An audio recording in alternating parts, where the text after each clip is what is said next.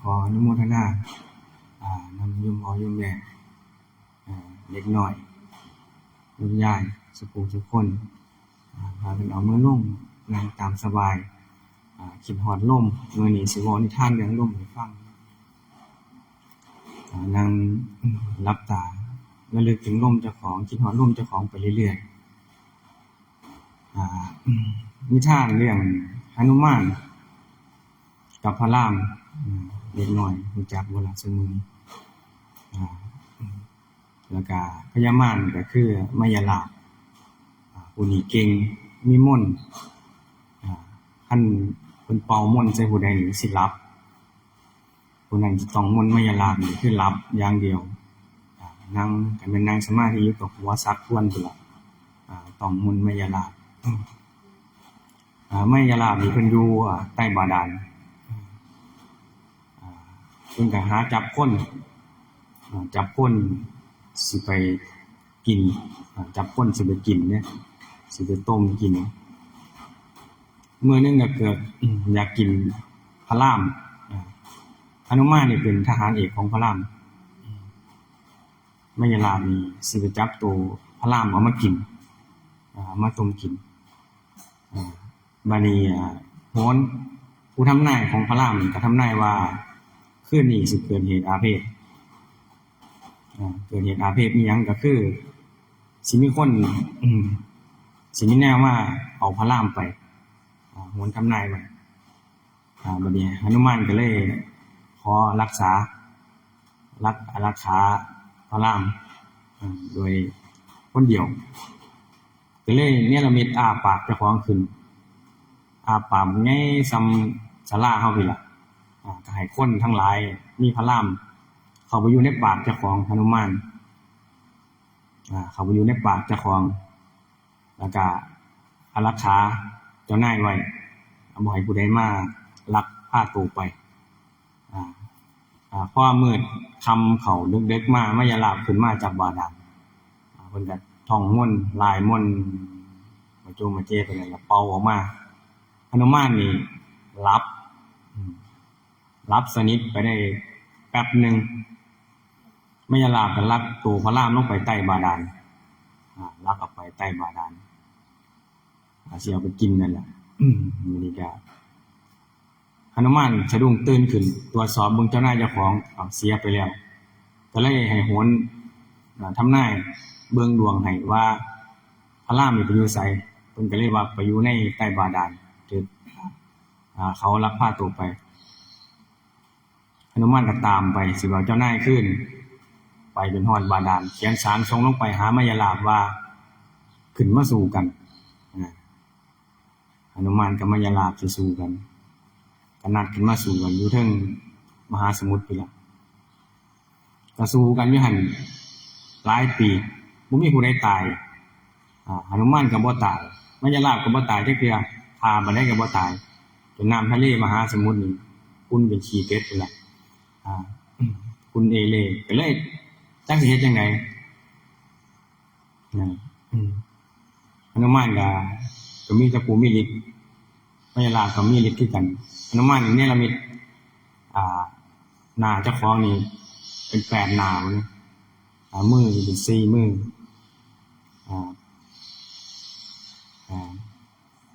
สู้กับมายาลาภสู้กันไปได้หลายปีเดี๋ยวก็บ่ตายจักเทื่อ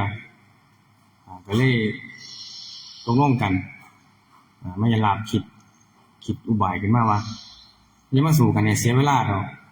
เฮานี่มาเปลี่ยนตากันตีกันเถาะก็เลยดึง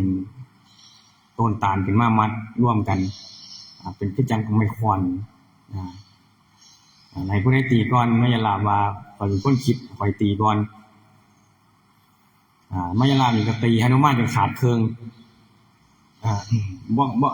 หนุมานบ่ได้ขาดคือตีจนตายจมลงไปในดินพุ่นล่ะแต่ว่าหนุมานนี่บ่ตายมีลมพัดมาเพิ่นว่าตีลังกาขึ้นมาคือเก่ามันถึงลมหนุมานคันมีลมนี่มันบ่ตายมายาลาภนี่บัดนี้มาตาค่อยตีเจ้าขึ้นหนุมานก็ตีมายาลาภเหมือนกันมายาลาภนี่ขาดเครื่องแต่ว่าเหาะมาต่อกันคือเก่า ตีกันอยู่ซั่นล่ะบัดนี้หนุมานบ่ตายแฮ่งมีลมพัดมาหลายบันไดแฮ่งแข็งขึ้นกว่าเก่าแฮ่งมีแฤทธิ์มีเดชแฮ่งกว่าเก่าแต่ว่ามายาลาบนี่ตีแล้วขาดเครื่องแล้วเริ่มสิอ่อนเปียเข้ามาติดกันซาลงสู้หนุมานบ่ได้เพราะว่าหนุมานมันมีลมมันมีฤทธิ์แฮ่งมีกำลังแฮ่งขึ้นนี่ก็ตีกันไปมายาลาบก็อ่อนแห้งลงเข้ามาต่อกันซาลงหนุมานก็เลยจับข้างนึงจับข้างบ่ให้มาต่อกันได้จับข้างหัวไว้อีกข้างนึงจับเอาตีนจับข้างเท้าของมายาลาบไว้อีกข้างนึงก็เลยเอาหัวนี่เอิ้นไปถามแม่ที่เขาจับมาล่ะว่ามายาลาบนี่มันคือบ่ตายจักเทื่อตีจังได๋มันก็บ่ตายแม่ผู้ที่ถูกจับมาหั่นก็เลยเอิ้นบอกหนุมานว่าโอ้หัวใจมันบ่ได้อยู่นี่ตัวหัวใจมันอยู่เทิงภูเขาพุ่นเพิ่นก็ซี้ไปบอกหนุมานก็เลยยืดมือยาวๆไปจับเอากล้องหัวใจมายาลาบมาทุบทำลายหัวใจมายาลาบก็เลยตายซะอันนี้ก็เป็นนิทานเรื่องล่มคือหนุมานนี่มันถูกล่มแล้วมันบ่ตายเปรียบเหมือนเฮานี่นั่งเบิ่งล่มเจ้าของบ่ตายจังได๋คันบ่ลืมล่มแล้วบ่ตายคันลืมล่มแล้วตายโลด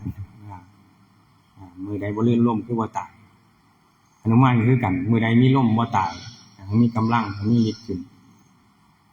แต่มายาลาบนี่มันคืออ่อนลงเพราะว่าความคุ้นคิดของเฮา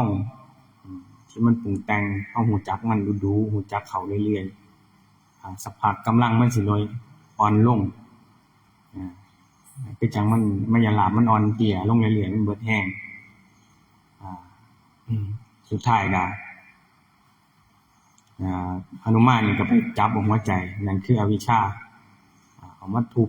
ฆ่าให้ตายแล้วก็ที่ว่าหนุมานนี่เป็นหยังคือมี8หน้า4มือก็คือทางเดินที่พระพุทธเจ้าเฮาได้บอกไว้คืออริยสัจ4มักมีองค์8แต่ว่าสิเดินไปก็ต้องอาศัยนี่ล่ะอานาปานสติก็คือเบิ่งลมครูบาอาจารย์เพิ่นเลยบอกว่าเฮ็ดจังไดก็อย่าลืมลมถ้าลืมลมแล้วเป็นบ้าโลดคนนั่นแหละให้เฮาคิดฮอดลมเจ้าของไว้นั่งคิดฮอดลมอย่าลืมลมถ้าลืมแล้วเป็นบ้าโลดลืมตอนไหนก็เป็นบ้าตอนนั้นลืมเป็นชั่วโมงก็เป็นบ้าชั่วโมงนึง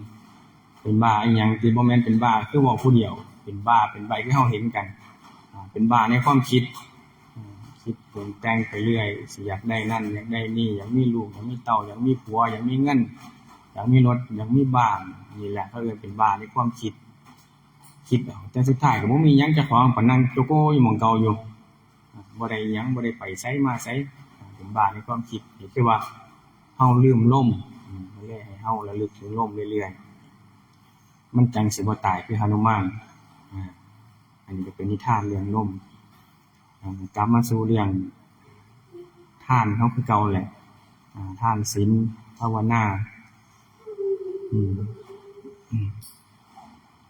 ที่เฮามาให้ทานในมื้อนี้ก็ดีหรือว่าที่เฮ็ดมาแล้วก็ดีก็เป็นเหตุเป็นปัจจัยเป็นอุปนิสัยนำส่งให้เฮาไปสู่สุคติโลกสวรรค์อาจสิบ่เห็นได้อาจสิรับรู้บ่ได้ในปัจจุบันแต่ว่าอนาคตหรือว่าเฮาตายไปแล้วจังสิรับรู้ได้ให้ทานสิเป็นของน้อยของมากมีผลบ่ต่างกันอยู่ที่เจตนาเฮาบริสุทธิ์ผลนั้นก็ยิ่งใหญ่ได้สมัยนึงพม่าไล่ออกไปบิณฑบาตตามบ้านนายทุกตะกำลังเก็บดอกบัวอยู่ก็เลยเห็นเพิ่นก็เลยเอาดอกบัวมาถวายเพิ่น8ดอกพม่าไล่ก็เลยลำพึงเฮาสิเอาดอกบัวนี่ไปสักการะทางใดเนาะก็เลย คิดพอว่ามื้อนี้ก็เป็นวันพระพอดีก็เลยสิเอาดอกบัวนี้ไปบูชาพระเกศแก้วจุฬามณีเพิ่นก็เลยเหาะขึ้นไปถึงสวรรค์ชั้นฟ้าก็ไปนั่งท่าอยากเห็นพระอริยเมตไตรเพิ่นมาไหว้ก็วันศีลวันพระเพิ่นสิมาไหว้พระเกศแก้วจุฬามณีอยู่ตลอดก็นั่งท่าพระอินทร์เป็นคนมาปฏิสันถานคือต้อนรับพ่อพม่าไล่นี่เห็นเทวดาเทพบุตรนี่เหาะไปในฟ้ามีเทวดาผู้หญิงนี่เป็นนางฟ้านี่ล้อมไปร้อยคนร้อยตนก็เลยถามพระอินทร์ว่าแม่นพระศรีอริยเมตไตรบ่แม่นพระอินทร์ว่าบ่แม่นเขาเป็นผู้ใดพระอินทร์ก็เลยเล่าให้พม่าไล่ฟังว่านายนี่สมัยเกิดเป็นคนนี่เป็นนายเป็นคนเกี่ยวหญ้าเป็นคนทุกข์นั่นแหละก็มีอยู่มีกินพอประมาณแต่ว่าก็บ่ถือทุกข์หลายก็ได้ห่อข้าวใส่พกผ้าไปเกี่ยวหญ้าไปก็เลยถึงฮอดเที่ยงนั่นแหละก็เลยเอาข้าวเจ้าของนี่สิมากินก็เลยกาบินมาอยู่ใกล้ๆก็เลยคิดอีตนกานั่นก็เลยปั้นเขาเจ้าของนี่โยนให้กากินไปเท่านั้นแหละอานิสงส์พอเราสิตายไปเราก็คิดฮอดเรื่องกาว่าเราได้ให้ทานกับกาสำนั้นล่ะเราเลยได้ไปเกิดเป็นเทพบุตรมีเทวดาหลอมเป็นร้อยนางนี่เฮาแสดงให้เห็นผลทานแม้แต่ทานในสัตว์เดรัจฉานก็ยังมีผลประมาณนับบ่ได้แล้วเฮาเอามาให้พระสงฆ์องค์ข้าเจ้าผู้เพิ่นปฏิบัติให้ถึงโสดาปัตติมรรคโสดาปัตติผลจะมีอานิสงส์ส่ำใดแล้วก็เรื่องศีลก็เป็นเหตุเป็นปัจจัยให้ได้ไปเกิดเป็นเทวดาคือกันคันเฮารักษา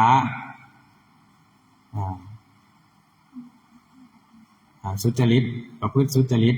ตลอดด้วยกายด้วยวาจาด้วยใจอันนี้ก็เอิ้นว่าชื่อว่ารักษาศีล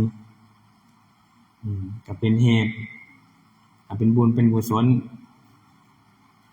ให้ได้ไปเกิดเป็นเทวดามีนางฟ้านับประมาณบ่ได้ก็คือกันแต่ว่าในเทวดานี่ก็เป็นของบ่แน่นอนนี่คือกันแม่นสิต้องตายคือจังคนเฮานี่แหละแต่ว่าอายุเขามันหลายกว่าเฮาซื่อๆก็คือ50มื้อของเฮาอาจจะเป็น1ปีของเขา100ปีของเฮาอาจจะเป็น1มื้อของเขาเนี่ยเวลาต่างกันแต่ว่าก็บ่แน่นอนตายได้คือกันเมื่อเบิดบุญกรรมที่เจ้าของได้เฮ็ดมาแล้วก็ให้ต้องลงมาเกิดเป็นสัตว์เป็นตกนรกเป็นสัตว์เดรัจฉานได้คือกันเพราะว่าแต่ว่าเขาสิละเอียดประณีตแล้วก็เพลิดเพลินมีแต่ความสุขบ่มีทุกข์เทวดาเพลิดเพลินในนางฟ้าเพลิดเพลินในสิ่งของต่างๆนานาเกิดจากบุญกุศลที่เจ้าของได้เฮ็ดไปผู้ท่านเข้าป่าอาหารก็มันก็มีเข้าป่าอาหารเป็นทิพย์ท่านผ่าท่านสร้างกุฏิสร้างวิหารลานเจดีย์ก็นั่นก็สิเกิดไปเป็นวิหารของเจ้าของแต่ว่าเมื่อเพลิดเพลินเทวดานี่ก็ตายได้ในการเพลิดเพลินในกามคุณคือกันเพลิดเพลินไปบ่ได้กินข้าวก็ตายคือกันเทวดาลืมอยู่กับเมียคักหลายลืมกินข้าวได้ตายคือกันอันนี้ก็เป็นโทษไม่สิเป็นคนหรือสิเป็นเทวดาก็สร้างมีโทษนั่นคือกามโทษของกาม โทษหรือว่าให้มันมนุษย์เท่าเกินว่าเชื่อมาธาตุก็ได้ธาตุของกามธาตุก็แม่นผัวก็เป็นธาตุเมียเมียก็เป็นธาตุผัวแล้วโทษของกามธาตุของกามเขาอยากได้อีหยังก็ต้องหาให้เขาคือเอามาแลกเปลี่ยนแค่สิ่งหน่อยนิดเดียวแต่ว่าทุกที่ตนได้กระทำมันนับประมาณบ่ได้แต่ว่าตนก็บ่ได้ระลึกว่ามันเป็นทุกข์มีแต่ระลึกได้ว่าสุขเพียงแค่กามคุณเพียงนิดเดียวครึ่งชั่วโมงนึงที่เหลือมีแต่ทุกข์เบิดปีเบิดชาตินี่ก็มีโทษของกามเป็นธาตุสมัยนึงพระเจ้าพรหมทัตเพิ่นอยู่พาราณสีนี่ผัวเมียคนทุกข์ยากปีนั้นเป็นวันนักขัตฤกษ์ผู้ผัวก็บ่มีผ้ามีเสื้อหยังดอกก็มีผ้าขาวผืนนึงพอเป็นวันนักขัตฤกษ์แล้วเมียก็จะไปเที่ยวแต่ว่าเมียอยากได้ผ้างามๆผัวว่าเฮาสิเอาผ้างามมาแต่แห่งใดบ้านเฮาทุกข์ยากเมียก็ว่าบ่ได้เจ้าต้องไปหาผ้ามาให้ข่อยผัวก็จังได๋ก็บ่รู้ว่าฮักเมียบ่อยากให้เมียคันเจ้าบ่ไปข้อยสิหนีจากเจ้าจังซี่แหละผัวก็บ่รู้สิเฮ็ดจังได๋เมียก็เลยว่าอยู่ในราชวังนั่นมีผ้าอยู่ตัวให้เจ้าไปลักมาผัวก็เฮ็ดตามเมียเทวดาก็มาเตือนว่าอย่าไปเฮ็ดเขาสิฆ่าเจ้าคันเขาจับได้เขาสิเอาเจ้าไปฆ่าผัวก็เฮ็ดจังได๋ฮักคำว่าฮักบ่แม่นดอกคำว่ากามซะมากกว่าฮักนี่มันมีน้อยก็เลยบ่รู้ว่าขัดใจเมียบ่ได้ก็เลยไปลักผ้าสิเข้าไปลักผ้าในวังบัดนี้พวกนายข้างเพิ่นก็จับได้เขาก็ตีแล้วก็เอาไปถวายเจ้าฟ้ามหากษัตริย์เพิ่นก็สั่งให้เสียบลาวประจานไว้หน้าพระนครใหญ่ผู้ใดทำเป็นเยี่ยงอย่างนี่ก็แสดงให้เฮาเห็นว่าโทษหรือว่าธาตุของกามเขาสิสั่งเฮาจังได๋ก็ต้องเฮ็ดเพื่อไปแลกอย่างเดียวนั่นล่ะบ่มีอิหยังหลายแต่ว่าทุกข์เจ้าของทุกข์อยู่เบิดปีเบิดชาติจนเฒ่ามือตายบ่รู้แต่ก็เฮ็ดคือเก่าเพราะว่ากามเป็นเหตุซึ่งละบ่ได้หาโทษมันบ่พอก็เลยบ่รู้ว่าสิออกมันจากมันจังไดเพราะนั้นแล้วผู้ที่เพิ่นอยู่ครองคฤหัสถ์เพิ่นบ่เห็นโทษของกามบ่เห็นโทษของการมีครอบครัวมีลูกมีเต้าเพิ่นก็เลยบ่สลัดตนดำนี้ออกมาจากตรงนั้นแต่พระสงฆ์ผู้ที่เพิ่นออกมาแล้วต่างองค์ก็ต่างมีเห็นโทษของกามทั้งนั้นว่าเป็นของมีสุขน้อยแต่ว่ามีทุกข์มากนับประมาณบ่ได้อยู่นำกันก็ต้องเป็นขี้ข้าเขาซักผ้าซักแพรซักผ่อนให้เฮ็ดกับข้าวอาหารเตรียมให้ทุกอย่างแต่ว่าตัวเองก็หวังได้แค่ให้เขามาสนองตัณหาเจ้าของได้แค่เท่านั้นคำสิว่าฮักมันบ่มีแล้วล่ะก็คือต่างคนต่างแลกเปลี่ยนกันนั่นแหละถ้าเจ้าอยากได้ข่อยเจ้าก็ต้องหาสิ่งที่ข่อยมักมาให้เจ้ายังสิได้มันเป็นการแลกเปลี่ยนกันซะมากกว่าบ่แม่นมักอีหลีดอกซุมื้อนี้ก็ตามโรงงานทั่วไปก็เห็นเป็นจังซั่นผู้หญิงผู้หญิงผู้ชายก็สร้างมีเมียเป็น10ก็วนกันอยู่ในโรงงานนั่นล่ะซึ่งเขาบ่เห็นโทษตรงนี้เขามีแต่ความเพลินก็เลยบ่คิดสิหาออกจากกันแต่ว่าพระที่เป็นได้บวชเข้ามาเพิ่นเห็นโทษแล้วว่าก็พอสำนั้นมีไปก็พอสำนั้นมีแต่ทุกข์ต้องไปหาให้เขาอยู่เขากินเขาใส่หาไปจนตายก็ ก็ส่ำนั้นแหละบ่มีหยังดีนี่แหละอันนี้ก็แสดงให้เห็นเรื่องทานเรื่องศีลแล้วก็เรื่องกุศลที่ไปเกิดเป็นเทวดาแล้วก็โทษของกามเป็นมาจังได๋แล้วก็ความสุขเกิดจากการออกจากกามบ่พัวพันกามเป็นความสุขแนวใดคือจั่งพระเพิ่นมาจังซี่ก็บ่ได้คิดอิหยังบางคนเห็นภายนอกอาจสิว่าสบายด้วยซ้ำเพิ่นบ่ได้เฮ็ดงานแต่ว่าก็ยังเพิ่นก็ยังทุกข์ภายในของเพิ่นโดยก็ยังฝึกหัดขัดเกลาเจ้าของอยู่ก็ยังค่อยเดินไปเรื่อยๆนี่ก็เป็นทางปลอดโปร่งแห่งการออกจากกามบ่พัวพันในกามคุณทั้งหลายก็แสดงมาให้โยมพ่อโยมแม่พอได้รู้